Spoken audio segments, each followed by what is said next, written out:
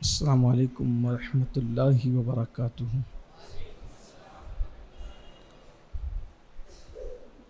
نحمده ونصلي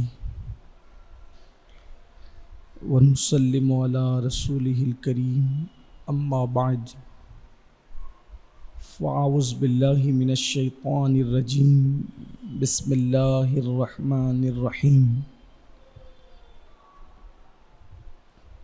یا ایہا الذین آمنوا اتقوا اللہ حق تقاتہ صدق اللہ العظیم۔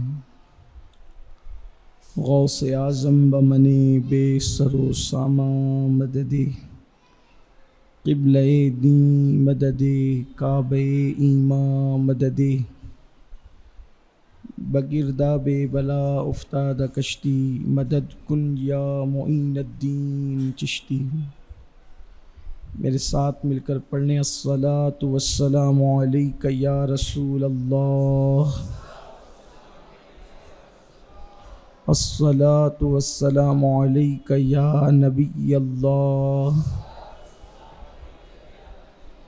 الصلاۃ والسلام علیک یا حبیب اللہ،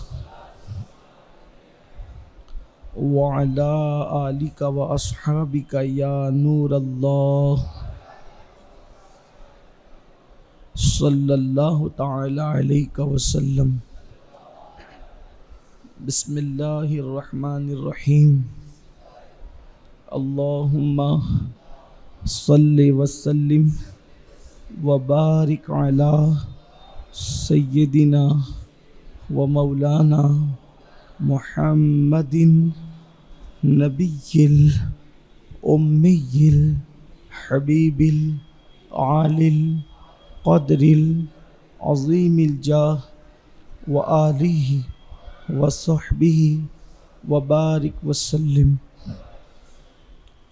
یہ درود شریف جمعہ کے دن ایک بار پڑھ لیا کریں، جیسا کہ بارہا آپ کو بتایا گیا ہے کہ جو شخص جمعہ کے دن میں یا شب جمعہ میں، یعنی جمعرات کے بعد جو رات آتی ہے اور جمعہ سے پہلے کی رات کو شب جمعہ کہتے ہیں، اس درود شریف کو ایک بار پڑھے گا تو وہ موت کے وقت جب اس کی روح نکل رہی ہوگی تو آقا کریم سچے نبی صلی اللہ علیہ وآلہ وسلم کی زیارت کرے گا اور اس کو حضور علیہ السلام کا دیدار کرتے ہوئے موت آئے گی، اور جب اس کو اس کی قبر میں اتارا جائے گا تو وہ دیکھے گا کہ حضور علیہ السلام بھی اپنے ہاتھوں سے اس کو اس کی قبر میں اتار رہے ہیں۔ اس لیے اس درود شریف کی عادت بنائیں کہ اسے ایک مرتبہ جمعہ کے دن پڑھ لیا کریں۔ آج یوم الجمعہ ہے، برکت والا دن ہے، اور آیہ کریمہ کے ایک حصے کی تلاوت کی گئی ہے۔ اللہ تعالی قرآن مقدس میں ارشاد فرماتا ہے، یا ایہا الذین آمنوا اتقوا اللہ حق تقاتہ، اے ایمان والو اللہ سے ڈرو جیسا کہ ڈرنے کا حق ہے۔ ہم اور آپ دیکھ رہے ہیں کہ مسلم دنیا میں اور مسلمانوں کے اندر گناہوں کا ایک طوفان، خود ہماری اپنی زندگیوں میں بھی گناہوں کا ایک طوفان ہے، اور شاید ہی کوئی ایسا گناہ ہے جو قوم مسلم نہیں کر رہی ہو، ہر گناہ کر رہے ہیں، اور حد تو یہ ہے کہ گناہ کرتے تو ہیں مگر احساس گناہ بھی ختم ہو گیا۔ جیسے اگر کوئی انسان غلطی کرے اور غلطی کے ساتھ ساتھ اس کو غلطی کا احساس بھی ہو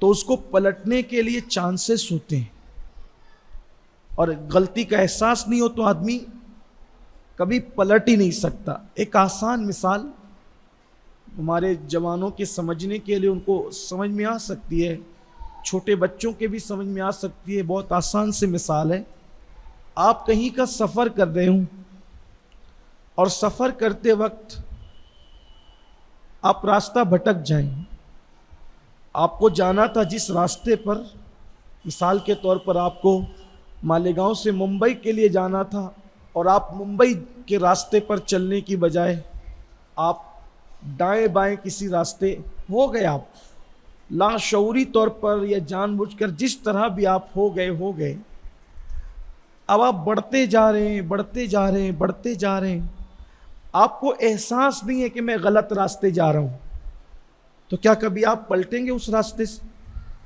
اور جب آپ نہیں پلٹیں گے تو جتنا آگے جاتے جائیں گے اتنا ہی اپنی منزل سے دور ہوتے جائیں گے، اور ایک وقت ایسا آئے گا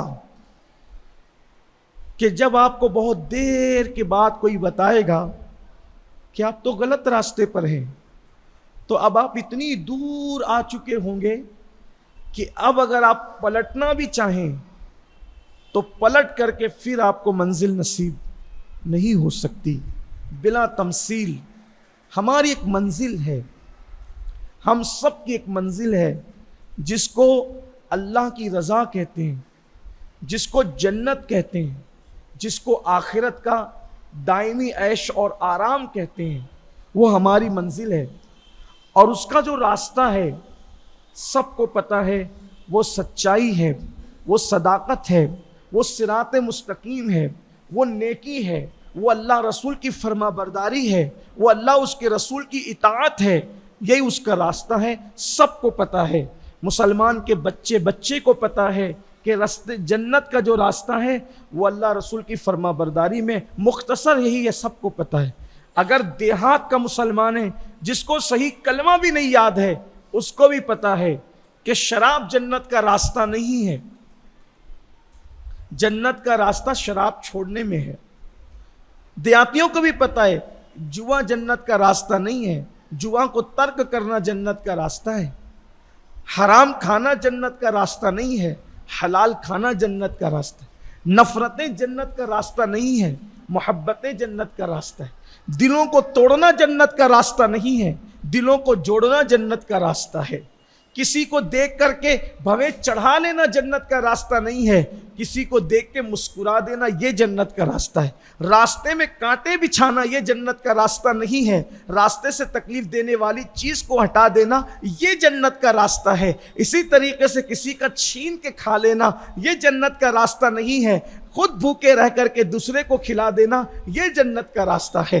راستہ جنت کا متعین ہے، اور کیسا کرم ہے کہ جنہیں کلمہ بھی صحیح طور پہ پڑھنا نہیں آتا ان لوگوں کو بھی بتا دیا گیا قدرت کی طرف سے کہ جنت اور جہنم کا راستہ کیا ہے۔ لیکن ایمان والو، اللہ کے گھر میں بیٹھے ہو، اہم الفرائض جمعہ کی نماز ادا کرنے کے لیے آئے ہو، ہفتے بھر میں سب سے اعلیٰ، سب سے افضل ترین نماز اپنے اللہ کی بارگاہ میں سجود نیاز لٹانے کے لیے آئے ہو، ایمان والے دلوں پر ہاتھ رکھ کر کے سوچو، جب جنت اور جہنم کا راستہ متعین ہے، قرآن کہہ چکا ان الابرار لفی نعیم وان الفجار لفی جحیم، نیکوں کے لیے جنت ہے، نیکی کرنے والوں کے لیے جنت ہے، اور جرائم اور گناہ کرنے والوں کے لیے جہنم ہے۔ تو پھر آپ مجھے بتائیں، جو ہفتہ بھر ہم نے گزارا، پوری زندگی کی بات نہیں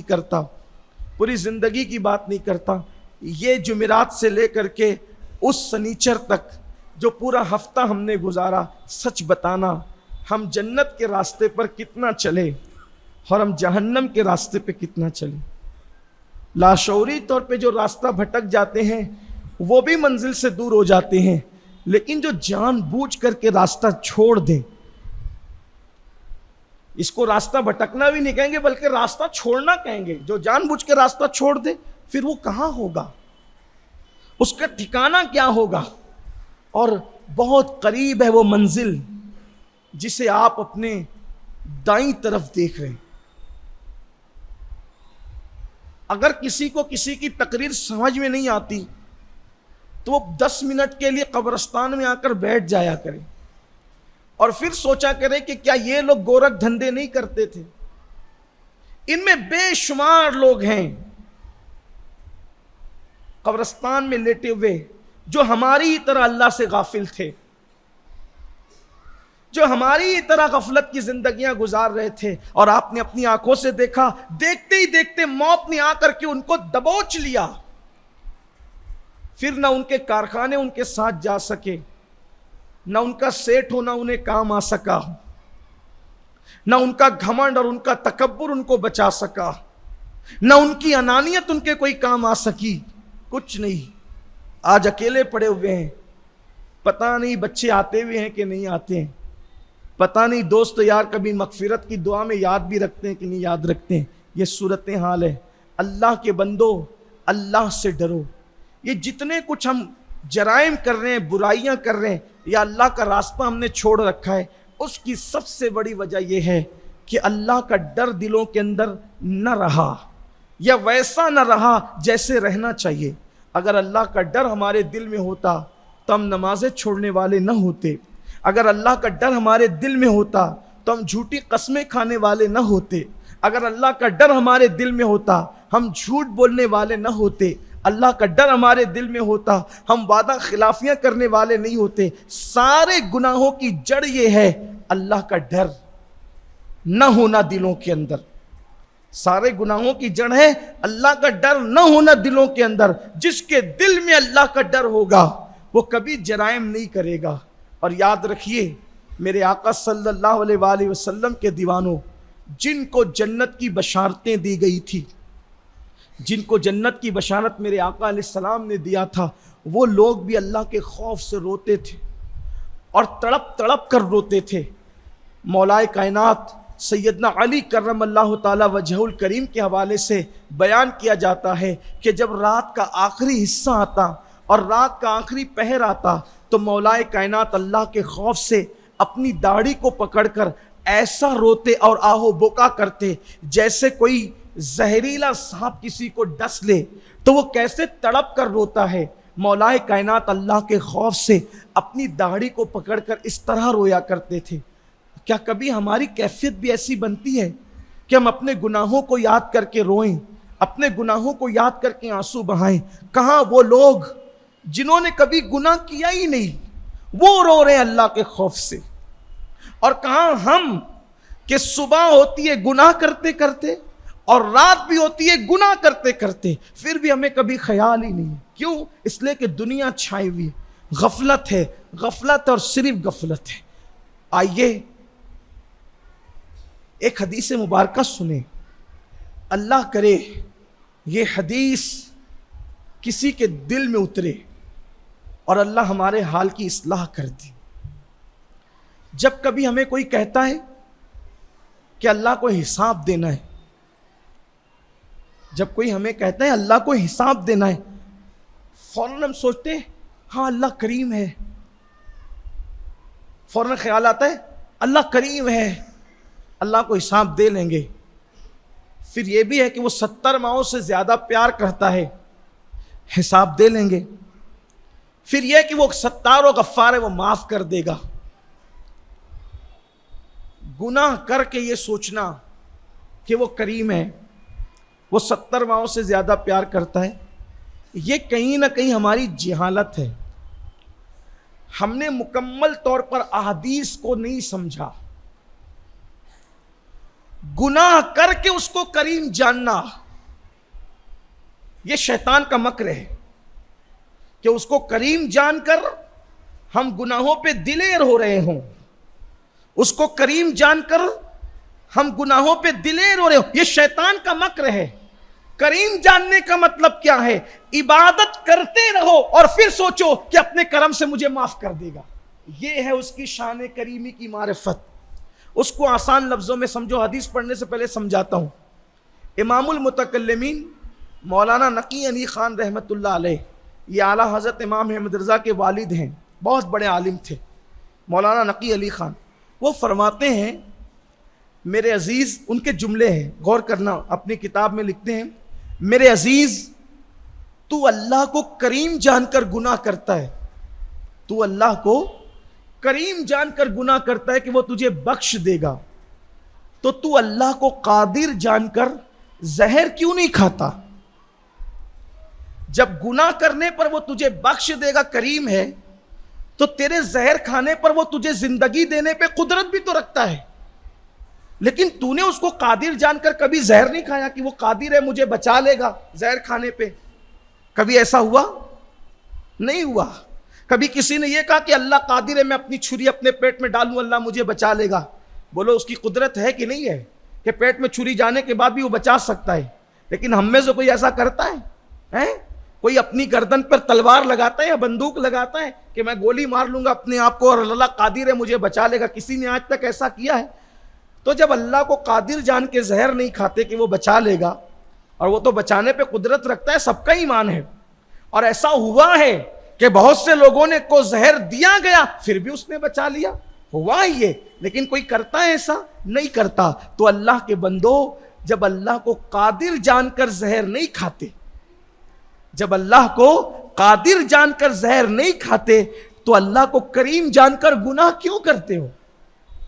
تو کہیں نہ کہیں یہ شیطان کا مکر ہے کہ وہ اللہ کو کریم ہونے کا تصور دے رہا ہے، اور ہے بے شک ہمارا اللہ کریم ہے، اس میں کوئی شک نہیں ہے، لیکن اس پر گناہ پہ دلوں رونا یہ بہت بڑے شیطان کے مکر کی بات ہے. شیطان یعنی کہ گناہ کر کے اللہ سے نہیں ڈر رہے ہو، جبکہ اللہ کے قریب ہونے کا تصور یہ ہے کہ نیکیاں کر کے اللہ سے ڈرو اور سوچو کہ اپنے کرم سے میری عبادت قبول کر لے. یہ بات ہے. اب آپ کہیں گے نیکی کر کے اللہ سے ڈرنے کا مطلب پھر کیا ہوا؟ اس کو ایک اور آسان زبان میں سمجھو، پھر حدیث پڑھتا ہوں. ایک بزرگ تھے، بزرگ، وہ کپڑا بنانے کا فن اچھی طرح جانتے تھے. ان کو کپڑا بنانا بہت اچھے بنکر تھے. وہ پارچہ باف تھے. وہ اردو زبان میں پارچہ بافی کہتے ہیں اس کو، کپڑا بننا. ہاتھوں سے لوگ کپڑا بنا کرتے تھے. بہت اچھا فن جانتے تھے کپڑا بننے کا. انہوں نے کپڑا بنا، مہارت تھی فن میں، اور ایک تاجر کے پاس لے گئے. تو تاجر نے وہ کپڑا پھیلایا اور چیک کیا، اور چیک کرنے کے بعد تاجر نے کہا بابا اس کپڑے میں بہت عیب ہے، آپ کے کپڑے میں کوالٹی نہیں ہے، آپ کا کپڑا کوالٹی لیس ہے، اس میں عیب ہے، عیب. اتنا سننا تھا وہ بزرگ رونے لگے، بہت روئے، بہت روئے. دیکھو ہمیں مسجد میں بھی اللہ یاد نہیں آتا، اور وہاں کپڑا بیچتے وقت بھی اللہ یاد آ رہا ہے. یہی فرق ہے مومنوں کے اندر، یہی ایمان والوں کی شان یہی ہے کہ انہیں ہر جگہ اللہ یاد رہتا ہے. یہ اور بات ہے کہ ہمیں مسجد میں بھی ہم اللہ کو بھول گئے ہیں، ہمیں مسجد میں بھی اللہ یاد نہیں آتا، دماغ میں بھوت گھومتا رہتا ہے. جلدی سے امام صاحب تقریر ختم کریں، 2 رکعت پڑھوں اور بھاگوں، اس لیے کہ 3 بجے کہیں اور پہنچنا ہے. یہ صورتحال ہے، صورتحال ہے ہماری قوم کی. دوست انتظار کر رہے ہوں گے، گھر والے انتظار کر رہے ہوں گے، یہ کام ہے، وہ کام ہے، وہ کام ہے. پھر کسی کو 3 سے 6 میں جانا ہوگا، کسی کو 6 سے 9 میں جانا ہوگا. جس قوم کا یہ حال ہو، ہنسنے کی بات نہیں ہے. ٹوٹے ہوئے دل کی فریاد پر ہنسا نہیں جاتا. کوئی ہمارے دلوں سے تو پوچھے نا کہ جس قوم کے جوان دعا کیے بغیر 2 رکعت پڑھ کر سنیما کی طرف بھاگتے ہوں، ہمارے دلوں پہ کیا گزرتی. اس لیے کہ جوان کسی قوم کا سرمایہ ہے. جو میری قوم کا جوان کر رہا ہے، جب کسی قوم کا جوان یہی کرنے لگتا ہے تو اس قوم کو صفحہ ہستی سے مٹا دیا جاتا ہے. جو ہم کر رہے ہیں یہ مٹنے والی قوم کا انداز ہے، یہ اٹھنے والی قوم کا انداز نہیں ہے، یہ تباہ ہونے والی قوموں کا انداز ہے، یہ ترقی کرنے والی قوموں کا انداز نہیں ہے. جو ہم کر رہے ہیں، جن کا مسجد میں دل نہیں لگتا اور گناہوں کے اڈوں پہ دل لگتا ہے، وہ قوم مٹائی جاتی ہے، وہ قوموں کا قتل عام ہوتا ہے، وہ قوم تباہ کی جاتی ہے، وہ قوم برباد کی جاتی ہے. ہم بربادی کی طرف جا رہے ہیں. میری قوم کے جوانوں، اتنا خوش ہونے کی ضرورت نہیں ہے، اس لیے کہ جب کوئی قوم گناہ پہ دلیر ہو جاتی ہے تو اللہ اپنی رحمت کا ہاتھ ان کے سروں سے ہٹا کر ان پر کافروں کی تلواریں مسلط کرتا ہے اور کہتا ہے ختم کر دو ان لوگوں کو. کافر اٹھتے ان کے خلاف اور ختم کر دیتے. آپ کس دن کا انتظار کر رہے ہیں اللہ کے بندو، اس سے پہلے کہ قدرت کی رحمت ہماری طرف جو متوجہ ہیں، دستے قدرت ہمارے سروں سے ہٹ جائے، اپنے احوال کی اصلاح کر لو، اپنے حالات کی اصلاح کر لو، اللہ کو یاد کرو، گناہوں کو چھوڑو، گناہوں سے ہجرت کرو، گناہوں سے نکلو۔ گناہ میں کسی قوم کو ترقی نہیں ملی، ہمیں کیا مل سکتی ہے؟ تو عرض کر رہا تھا کہ وہ بزرگوں کو جب اس تاجر نے کہا کہ بابا آپ کا کپڑا بہت اچھا نہیں ہے، اس کے اندر عیب ہے، تو وہ بہت روئے۔ حیرت تھی، کپڑا بیچتے وقت اور خریدنے والے نے خریدتے وقت ایک جملہ کہا کہ آپ کے کپڑا بہت اچھا نہیں، اس میں عیب ہے۔ وہ رونے لگے، تو بہت روئے۔ تو تاجر نے کہا بابا کیوں رو رہے ہیں آپ؟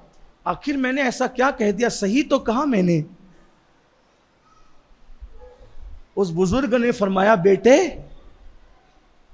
یہ کپڑا کتنا اچھا ہے کتنا برا ہے اس پر رونا نہیں آیا، رونا آخرت کو یاد کر کے آ گیا، رونا قیامت کے دن کو یاد کر کے آ گیا، رونا میدان محشر کو یاد کر کے آ گیا۔ کپڑا بیچتے وقت تو کون سا قیامت یاد آ گئی؟ ہمیں مقرر کے جملے سے قیامت یاد نہیں آتی، ان کو تاجر کے جملے سے قیامت یاد آ گئی۔ کیا یاد آئی قیامت کا؟ بیٹا سن، میں نے بچپنے سے لے کے جوانی تک کپڑا بننا سیکھا، اور میں کپڑا بننے میں ماہر ہوں، ماہر۔ اللہ نے مجھے مہارت دی کپڑا بننے میں، میں ماہر ہوں۔ تو جس کام میں مجھے مہارت ہو اور مجھ سے زیادہ عقل مند اس کام کو چیک کرے، تو مہارت ہونے کے باوجود بھی وہ اس میں عیب نکالتا ہے۔ بھئی مجھے اس میں مہارت ہے، میں بہت دانا ہوں، یہ فن جانتا ہوں کپڑا بننے کا، لیکن مجھ سے زیادہ ایک عقل مند نے میرا بنا ہوا کپڑا دیکھا تو عیب نکال دیا اور ریجیکٹ کر دیا۔ تو جس کام میں مجھے مہارت تھی اس میں بھی عیب نکالا گیا، تو اللہ کی عبادت میں تو مجھے مہارت ہے ہی نہیں،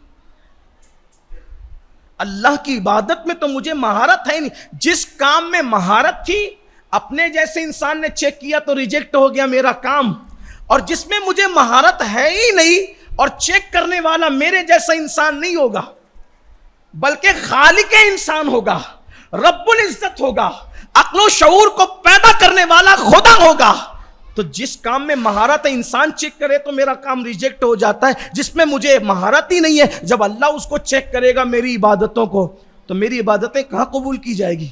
وہ بھی تو ریجیکٹ ہو جائے گی۔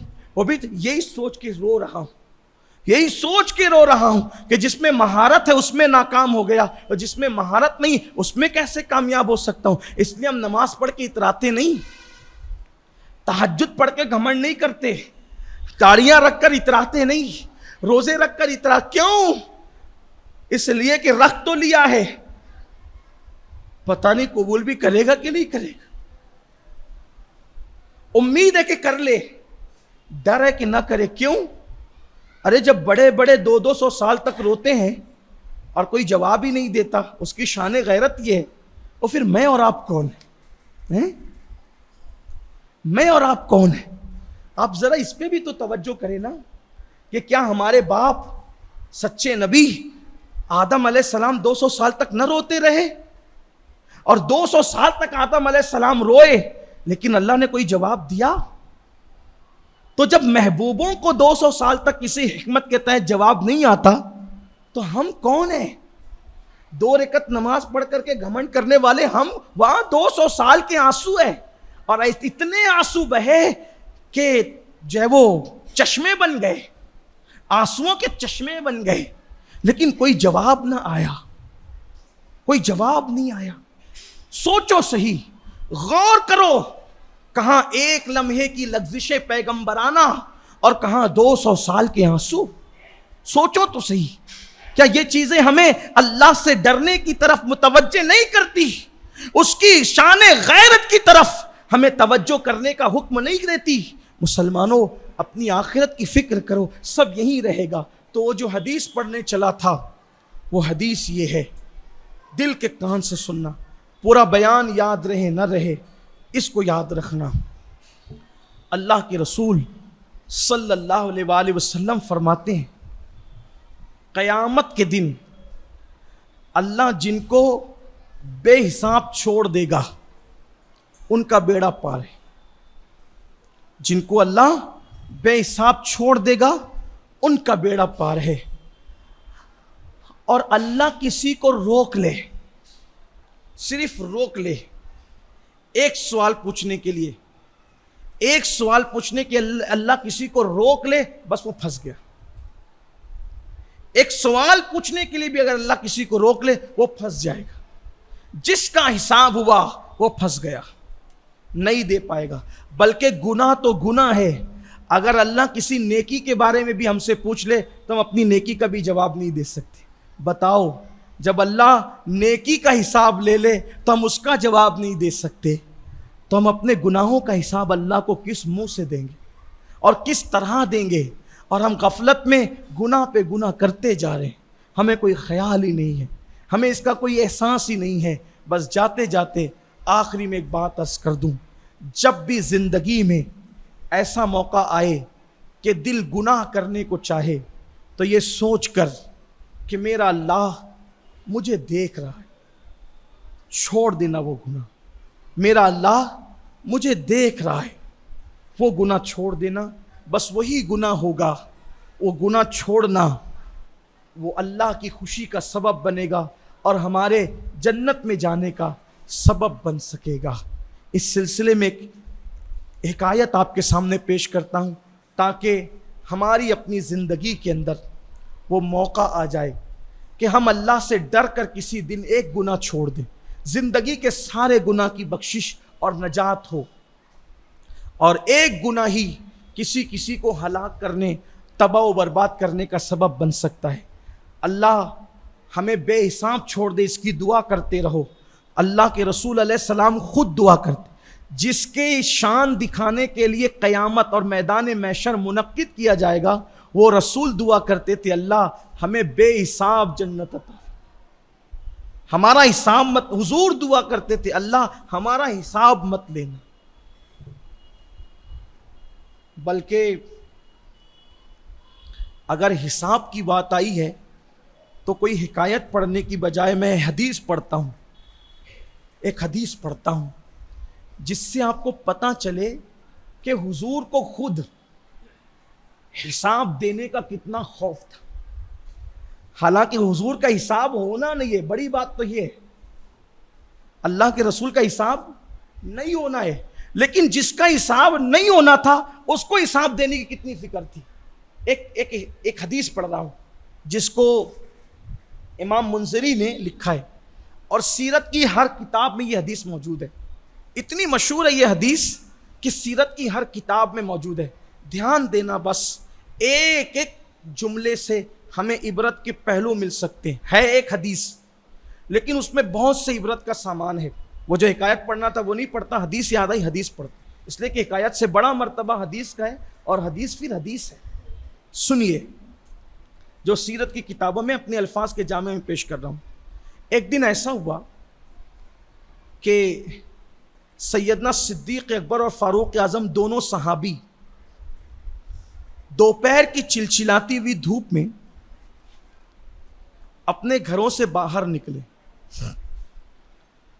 اور صحابہ کا بھی معمول تھا اور حضور علیہ السلام کا خود کا بھی معمول تھا کہ جب دوپہر ہوتی تو یہ لوگ گھروں کے باہر نہیں نکلتے تھے, بلکہ اس وقت آرام کرتے تھے, قیلولہ کرتے تھے, کیونکہ وہ لوگ تہجد پڑھتے تھے, راتوں کو عبادت کرتے تھے. دوپہر میں آرام کا ٹائم ہوتا تھا.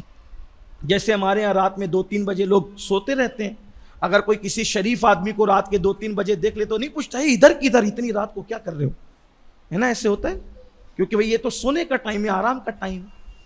تو ایسی دوپہر کا چلچلاتا وقت ہے, دونوں صدیق اکبر اور فاروق اعظم دونوں صحابی ایک دوسرے کو ملے. تو صدیق اکبر سے فاروق اعظم نے پوچھا, بھائی ابو بکر, یہ دوپہر کی چلچلاتی دھوپ میں کہاں گھوم رہے ہو؟ صدیق اکبر نے کہا, سچے تھے کہ بھائی کیا چھپاؤں, میرے گھر میں 3 دن سے چولہا نہیں جلا ہے. اب بھوک برداشت کے باہر ہو گئی تو میں گھر سے باہر نکل گیا کہ تھوڑا اپنے آپ کے شکم کو تسلی دوں, پیٹ کو تسلی دوں. گھر سے باہر رہوں گا تو تھوڑا آرام رہے گا, اور ہو سکتا ہے کہ کسی کی نظر پڑ گئی تو کسی کے ساتھ بیٹھ کر کے کچھ تھوڑا بہت کھانا پینا مل جائے گا. یہ کون ہے, کتنے مالدار ہے بتائیں, جس نے مسجد نبوی کی زمین وقف کر کے اللہ کے رسول کو دی, لیکن 3 دن سے گھر میں چولہا نہیں جلا. یہ حالات تھے صحابہ کے. لیکن پھر انہوں نے پلٹ کر کے پوچھا, عمر میرے بھائی تم کیوں اس وقت باہر ہو؟ تو ان کی آنکھوں میں آنسو تھے اور کہنے لگے, ابو بکر جو تمہارا حال ہے وہی میرا بھی حال ہے. میرے گھر میں بھی 3 دن سے چولہا نہیں جلا ہے اور بھوک ستا رہی تھی تو باہر نکل آیا تاکہ کچھ رہا تو باہر, اور کسی کی نظر پڑ جائے تو کوئی مجھے کچھ کھلا دے. مانگنا تو نہیں ہے, نظر پڑ گئی کوئی کچھ کھلا دے گا تو کھا لیں گے. یہ ان درویشوں کی زندگی تھی جنہوں نے کیسر و کسرا پہ حکومتیں کی تھی. اب یہ باتیں ہو رہی تھی, اتنے میں سامنے سے اللہ کے رسول تشریف لائے. حضور نے دونوں کو سلام کیا اور سلام کر کے پوچھا, کیوں باہر ہو؟ دوپہر کے وقت میں کیا کر رہے ہو؟ عرض کی, آقا ہمارے گھروں میں 3 دن سے چولہے نہیں جلے ہیں, بھوک نے تڑپایا ہے تو باہر آ گئے ہیں, تاکہ باہر رہیں گے تو کچھ آرام اور راحت رہے گی, یا پھر کسی کی نظر پڑے گی تو کوئی کچھ کھلا پلا دے گا. لیکن آقا یہ وقت تو آپ کے آرام کا وقت ہے, آپ اس وقت باہر نکلنے کو پسند نہیں کرتے. حضور آپ کو کیا کام تھا, آپ کیوں آ گئے؟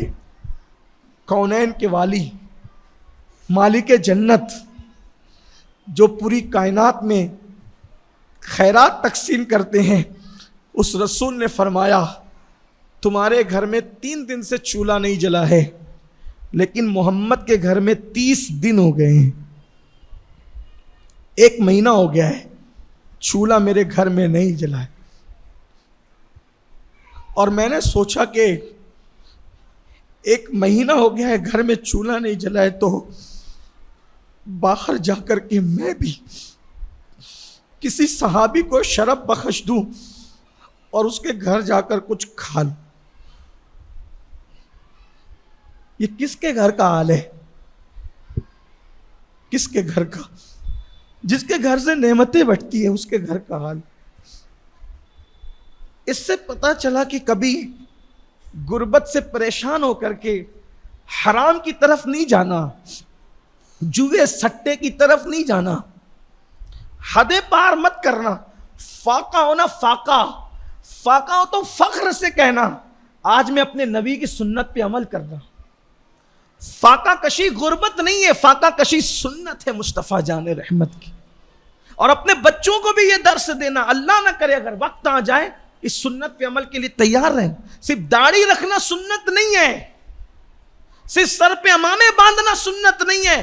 اگر گھر میں کچھ نہ ہو تو فاقہ کر کے صبر کرنا حلال پر رہ کر, یہ بھی سنت مصطفیٰ ہے. اس سنت میں مسلمان کب آئیں گے؟ بچوں کو کھلانے کے لیے اور خود پیٹ بھر کھانے کے لیے 4 ٹائم اور اچھے کپڑے کے لیے جوا, شراب, سٹا, حرام مال کمائیں گے لوگ؟ نہیں, یہ اسلام نہیں ہے. میرے نبی چاہتے تو روزانہ گھر میں جنت کا کھانا آ سکتا تھا. پھر کیوں بھوکے ہیں 30 دن تک کہ چولہا کیوں نہیں جل رہا ہے؟ ہماری تعلیم کے لیے وہ جنت کا کھانا منگا سکتے تھے, ہم تھوڑی منگا سکتے ہیں. لیکن وہ اگر فاقہ کر سکتے تو ہم بھی کر سکتے ہیں فاقہ نہ ہونے پر. بہرحال حضور نے فرمایا کہ میرے گھر میں 1 مہینہ ہو گیا, 30 دن ہو گئے, چولہا نہیں جلا. اب دونوں صحابہ تو اپنی بھوک ہی بھول گئے, ان کے لیے تو حضور پھر حضور ہے نا, ساری خوشی حضور سے وابستہ, سب کچھ ان کے لیے اللہ کے رسول تھے. تڑپ گئے. حضور نے دونوں کو تسلی دی, کہا چلو کسی کے گھر چلتے. ایک صحابی کے گھر گئے. وہاں جانے کے بعد وہ باغ میں تھے, ان کو اطلاع ہوئی, ان کی بیوی نے ان کو اطلاع دی, وہ تشریف لائے باغ سے. جب پتہ چلا کہ حضور آئے ہیں تو باغ سے الگ الگ قسم کی کھجوریں وہ سجا کر کے لائے, حضور کی بارگاہ میں رکھا. کہا حضور اس وقت کھجور کھائیں. اچھا حضور نے ان کو بتایا نہیں, لیکن وہ سمجھ گئے, وہ جان گئے حالات کیا ہیں. یہ سچے وہ عاشق رسول تھے, سمجھ گئے حالات. کھجور کا تشت رکھ دیا, ایک الگ الگ قسم کی مالدار صحابی تھے, ایک قسم کی کھجور تھی الگ الگ شان والی. حضور کو کہا حضور کھائیں, اتنے ٹائم میں کھانا بنا لیتا ہوں. ابھی آپ یہ کھائیں، میں کھانا بنا. حضور علیہ السلام کھجور کھاتے رہے. انہوں نے جلدی سے بکری ذبح کی اور گوشت کا سالن تیار کیا، جو کی روٹیاں تیار کی، جو کی گرم روٹیاں تھیں اور گوشت کا سالن تھا، اور سالن لا کر حضور کے سامنے رکھا گیا. حضور نے سالن دیکھا، روٹی دیکھی تو روٹی اٹھائی اور روٹی پہ کچھ بوٹیاں رکھی، گوشت کی بوٹیاں، اور ان صحابی سے کہا اگر اجازت دو تو یہ کھانا جو میں نے روٹی پر بوٹیاں رکھی ہے میں اپنی بیٹی فاطمہ کے گھر بھیجانا چاہتا ہوں، کیونکہ جتنے دن سے میں بھوکا ہوں اتنے دن سے میری بیٹی فاطمہ بھی بھوکی ہے. جتنے دن سے میں نے نہیں کھایا ہے اتنے دن سے میری بیٹی فاطمہ نے بھی کچھ نہیں کھایا ہے. اس لیے میں چاہتا ہوں کہ میں تو کھانے لگا ہوں لیکن اس سے پہلے میں کھاؤں میری بیٹی بھی کھا لے. صحابی نے عرض کی حضور میرے ماں باپ آپ پہ قربان، ہم بھی آپ کے، سب آپ کا ہے. وہ کھانا بھجا دیا گیا. پھر حضور علیہ السلام نے کھانا کھایا، گوشت کا سالن اور جو کی روٹی. کتنے دن کے بعد؟ 30 دن کے بعد. کتنے دن کے بعد؟ 30 دن کے بعد. اور جب کھانا ہو گیا تو کھانے کے بعد حضور رو رہے ہیں، اور اتنا روئے کہ داڑھی تر ہو گئی آنسوؤں سے. اتنا روئے کہ آنسوؤں سے داڑھی تر ہو گئی. جس کے گھر مہمان بن کے آئے تھے، آقا کوئی کوتاہی ہو گئی ہے تو معاف کر دیجیے. حضور آپ جب کھانا نہیں کھائے تھے تب آپ نہیں رو رہے تھے، آپ کھانا کھا کے کیوں روئے؟ کھانا کھانے کے بعد رونے کی وجہ کیا ہے؟ اب میرے آقا توجہ کرنا، جس سے قیامت کے دن کچھ نہیں پوچھا جائے گا، بلکہ جو قیامت کے دن لوگوں کو ہاتھ پکڑ پکڑ کر بے حساب جنت میں لے جائے گا، جس کے سر پر شفاعت کا تاج ہوگا، وہ رسول فرماتے ہیں آج ہم نے کتنا لذیذ کھانا کھایا. یہ سالن، گوشت کا روٹی، یہ تمام کھانوں کا سردار ہے، سید الطعام ہے. یہ آج ہم نے اتنا لذیذ کھانا کھایا. اگر قیامت کے دن اس کھانے کے بارے میں اللہ پوچھے گا کہ میں نے تمہیں اتنا لذیذ کھانا کھلایا تھا تو تم نے اس پر میرا کتنا شکر ادا کیا، تو میں اللہ کی بارگاہ میں کیا جواب دوں گا؟ یہ کھانا لذیذ کھا کر کے میں اس لیے رو رہا ہوں کہ اس کھانے کا حساب کیا دیا جائے گا. آپ مجھے بتائیں، جو 30 دن کے بعد ایک مرتبہ گوشت اور روٹی کھائے وہ اتنا رو رہے ہیں کہ داڑھی تر ہو رہی آنسوؤں سے کہ اس کا میں جواب کیا دوں گا. جو ایک دن میں 4 بار کھا کے عیاشی کر رہے ہیں ان کا کیا حال ہو؟ جس سے کچھ نہیں پوچھا جائے گا اس کو یہ احساس ہے حساب کا. اور جن کے بارے میں قرآن کہتا ہے فَمَن يَعْمَلْ مِثْقَالَ ذَرَّةٍ خَيْرًا يَرَهُ وَمَن يَعْمَلْ مِثْقَالَ ذَرَّةٍ شَرًّا يَرَهُ. ان کو کوئی احساس ہے؟ کھا رہے ہو نا تو اس کا احساس بھی تو کرو کہ اس کا جواب کس نے دینا ہے. اللہ کے بندو، اللہ کی طرف پلٹو. سب کچھ دنیا ہی نہیں ہے، اس کی طرف کوچ کرنا بہت جلدی کرنا ہے. کون کب جائے گا کوئی گارنٹی نہیں. اس لیے اللہ کی بارگاہ میں توبہ کر کے اپنے آپ کی آخرت سنوارو، اللہ کو منانے کی کوشش کرو، وقت نکالو نمازوں کے لیے. یہ نہیں چلے گا ٹائم نہیں ملتا، نکالو، سب کام چھوڑو، پہلے نماز پڑھو. اپنی زندگی میں سچ کو لازم پکڑو، کسی پہ تہمت نہ لگاؤ، الزام تراشیاں نہ کرو.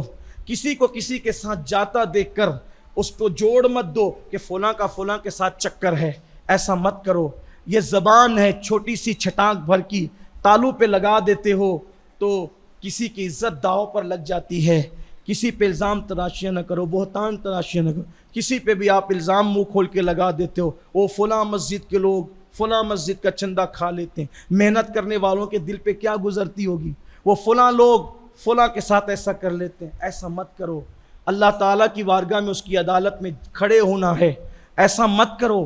کسی کی عزت سے کھلواڑ، کسی کی بیٹی کی عزت سے، کسی کی بہن کی عزت سے، کسی کی خود کی عزت سے کھلواڑ مت کرو. کسی پہ بھی الزام مت لگا دو فلاں کا بیٹا شراب پیتا ہے، فلاں کا بیٹا جوا کھیلتا ہے. نہیں، اپنا کام ہی نہیں ہے. اگر کسی کا جرم بھی دیکھو، کسی کو پاپ کرتے بھی دیکھو، پردے ڈال دو. ہمیں کیا پڑی ہے؟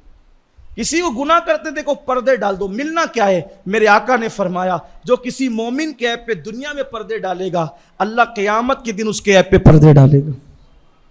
یہ ہوگا. اس لیے مومن بن کے جیو، ایمان والا بن کے جیو، منافقت نہ کرو، اسلام سے دوری اختیار نہ کرو۔ اللہ سے دعا ہے اللہ سب سے پہلے مجھے توفیق دے کہ میں دین پر عمل کروں، اور اللہ آپ سب کو بھی توفیق دے، ہماری پوری زندگی اللہ اس کے رسول کی رضا والی زندگی ہو جائے، اللہ رسول کی وفا والی زندگی ہو جائے۔ اور گفتگو کے درمیان اگر کوئی غلطی ہو، تو اللہ تعالیٰ معاف فرمائے۔ ماشاءاللہ آپ دیکھ رہے ہیں اتنی خوبصورت مسجد بنی، واقعی جیسا مسجد کا نام ہے ویسا مسجد کا کام بھی ہوا ہے۔ مسجد کا نام ہے آفتاب رسالت، تو یہاں آنے کے بعد واقعی احساس ہوتا ہے کہ مالیگاؤں کی مسجد میں یہ مسجد کوئی آفتاب ہے، لگتا ہے اچھا لگتا ہے، دل سے دعائیں نکلتی ہیں جنہوں نے محنت کی، حصہ لیا، مسجد کے امام صاحب، مسجد کے انتظامیہ، ذمہ داران۔ میں دیکھتا رہا پہلے دن سے، جب وہ میرے اور ان کے روابط ہیں، مسجد کے سنگ بنیاد میں بھی مجھے بلایا تھا، میں آیا تھا، میری نظر برابر رہی۔ میں سمجھتا ہوں اتنا بڑا کام مالیگاؤں میں چندے سے اتنی جلدی کسی مسجد کا نہیں ہوا جتنا اس مسجد کا ہوا۔ ہم نے بھی کام چھیڑا کئی مسجدوں کا، لیکن اتنی جلدی نہیں کر سکے، یہ لوگ بہت جلدی کی۔ اس کی وجہ ان کی محنتیں، کاوشیں، کوششیں۔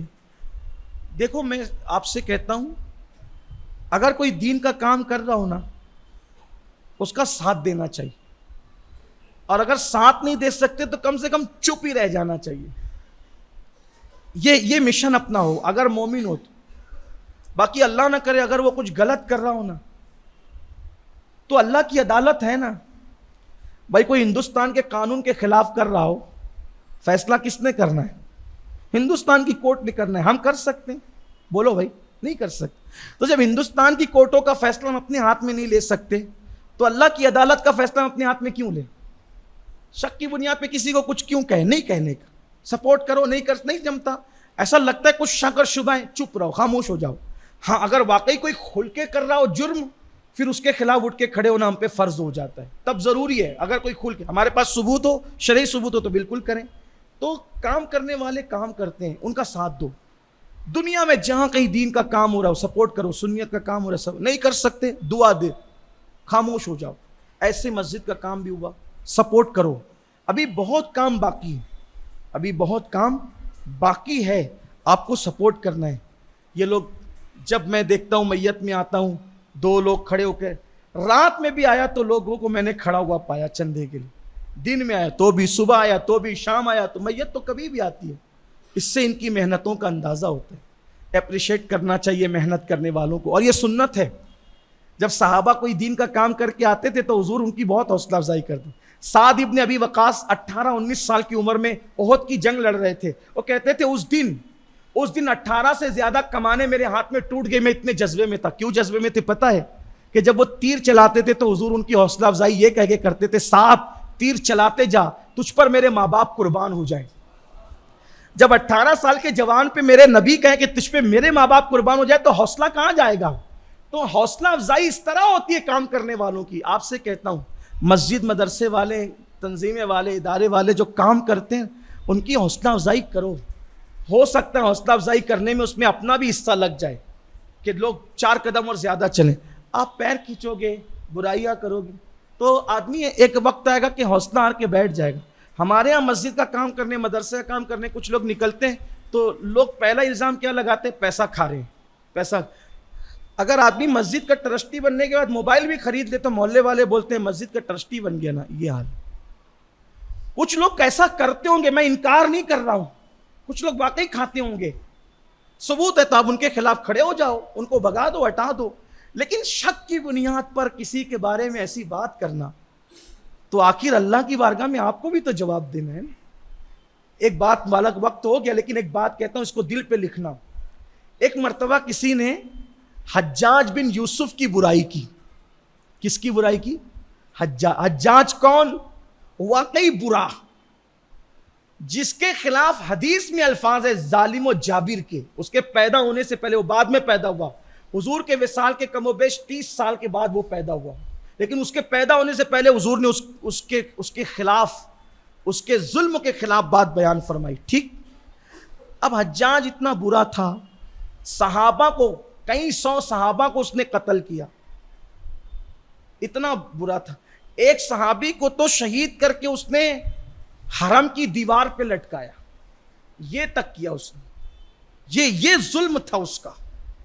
تو کسی نے ایک مرتبہ حجاج کی برائی کی امام حسن بصری کے سامنے، توجہ کرنا، حالانکہ اس کے برا ہونے میں کوئی قاتل تھا، زانی تھا، شرابی تھا، حرم کی بے حرمتی کرنے والا تھا، لیکن امام حسن بصری کے سامنے، امام حسن بصری مولا علی کے مرید و خلیفہ ہیں، ان کے سامنے کسی نے حجاج کی برائی کی، لیکن برائی وہ کی جو حجاج کے اندر موجود نہ تھی۔ برائی کون سی کی؟ جو حجاج میں موجود، حالانکہ وہ تھا بہت برا، لیکن ایسا تھوڑی ہوتا ہے کہ کسی برے میں ہر برائی موجود ہو۔ بھئی ایسا بھی تو ہوتا ہے نا کہ کچھ نہیں ہوگی، لیکن لوگ کیا کرتے ہیں؟ بہتی گنگا میں ہاتھ دھوتے ہیں، اب برا ہی ہے، حضور نے برا کہا ہے، صحابہ انہیں برا کہا ہے، تو کچھ لوگ جو ہے وہ زیادہ اوور کرنے کی کوشش کرنے لگے، لیکن وہ اللہ والے تھے۔ امام حسن بصری کے سامنے جب حجاج کی برائی کی گئی جو حجاج میں موجود نہ تھی، امام حسن بصری نے اس برائی کرنے والے کو کہا، جو دشمن بھی ہو، کافر بھی ہو، برا بھی ہو، تو اس میں جو برائی نہ ہو وہ برائی تم کیوں بیان کرتے ہو؟ حجاج تم پہ ظلم کر رہا ہے، یہ بات صحیح ہے، جتنا کر رہے اتنا بولو، اس سے زیادہ کیوں بولتے ہو؟ حجاج اگر تم پہ برائی کر رہا ہے تو قیامت کے دن حجاج سے پوچھا جائے گا تمہارے بارے میں۔ اگر حجاج برائی کر رہا ہے، برے کام کر رہا ہے، تم پہ ظلم کر رہا ہے، تو حجاج سے حساب لیا جائے گا تمہارے بارے میں۔ لیکن حجاج بھی تو انسان ہے، اللہ کا بندہ ہے، اس میں جو برائی نہیں ہے اور تم وہ برائی بیان کرتے بیٹھو گے تو اللہ تم سے بھی تو پوچھے گا حجاج کے بارے میں، تم سے بھی سوال ہوگا کہ جو برائی اس میں نہ تھی تم نے اس کے بارے میں کیوں بیان کیا۔ اس لیے احتیاط رکھو، جتنا صحابہ بولتے ہیں، جتنا رسول اللہ نے کہا اتنی بات کرو، اس سے بڑھ کے بات نہیں کرنا۔ آپ بتاؤ اتنے ظالموں کے بارے میں جب ہمارے بزرگوں کی احتیاطیں یہ تھی تو عام مسلمانوں کے بارے میں ان کی کتنی احتیاط ہوگی۔ اس لیے آپ سے گزارش ہے ذہن صاف رکھیے۔ اور میں تو ایک ہی بات لوگوں کو کہتا ہوں، میرے بھائی، ہمارا جو وجود ہے، ہمارا جو دل ہے نا، یہ آئینہ ہے، آئینہ۔ لوگ ہمیں ویسے ہی نظر آتے ہیں جیسے ہم خود ہیں، لوگ بھی ہمارے لیے آئینہ ہے، ہم لوگوں کے لیے آئینہ ہے۔ لوگ ہمیں کیسے نظر آتے ہیں؟ جیسے ہم خود ہیں۔ اگر ہم اچھے ہو جائیں پوری دنیا ہمیں اچھی نظر آئے گی، اللہ کا کوئی بندہ برا نہیں ہے، سب اچھے نظر آئیں گے۔ لیکن بات یہ ہے کہ ہمارا ہی دل گندا ہے، پاپی ہے، اسی لیے سب لوگ ہمیں برے نظر آتے ہیں۔ جیسا آدمی ہوتا ہے ویسا دوسرے کو سمجھتا ہے۔ دو لوگ فجر کی نماز سے پہلے ایک دوسرے کو ملتے ہیں، ایک بندہ مسجد جا رہا تھا تہجد پڑھنے کے لیے، تو دوسرے کو دیکھ کے سوچا میں اکیلا تہجد گزار نہیں ہوں، دیکھو جیسے میں مسجد جا رہا ہوں ویسے وہ بھی مسجد جا رہا ہے تہجد پڑھنے کے لیے۔ لیکن اتفاق سے وہ چور تھا، تو وہ چور بھی دل میں خوش ہو رہا تھا، بستی میں اپنے اکیلے تھوڑی چور ہے، دیکھو وہ بھی جا رہا ہے کسی کا گھر جھانکنے کے لیے۔ اور تہجد گزار نے اپنے آپ کو دیکھ کر اس کو بھی تہجد گزار سمجھا، اور چور نے اپنے چورے پن کو دیکھ کر کے اس کو بھی چور سمجھا۔ اب بات سمجھ میں آئی لوگ برے کیوں نظر آتے ہیں؟ اللہ کی مخلوق میں کیا برائی ہو سکتی ہے؟ برائی ہمارے اندر آ گئی، اس لیے اللہ کے بندو اپنا دل اچھا کرو، اللہ کا ہر مسلمان بندہ آپ کو اچھا نظر آئے گا۔ اللہ ہمارے دلوں کی اصلاح کر دے۔